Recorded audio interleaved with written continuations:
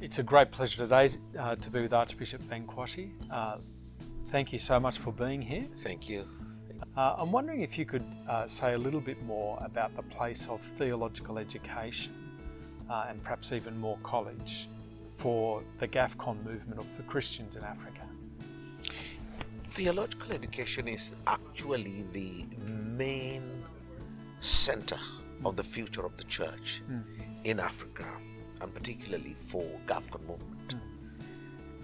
I will never forget that in 1978, I read a book called In Understanding Be Men by T.C. Hammond. Now that was my introduction to Moore College. And quite a few books that we read at that time came from Moore, some from London Bible College at that time, and quite a few also from John Stott. Now that was what helped our young minds. I was 22.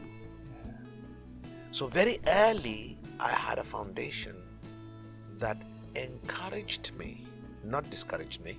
That's the first one.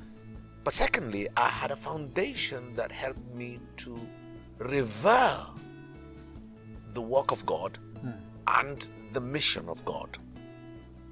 But thirdly, very early, I learned at its roots that all my theological education was not going to be useful unless it was put into actual practice.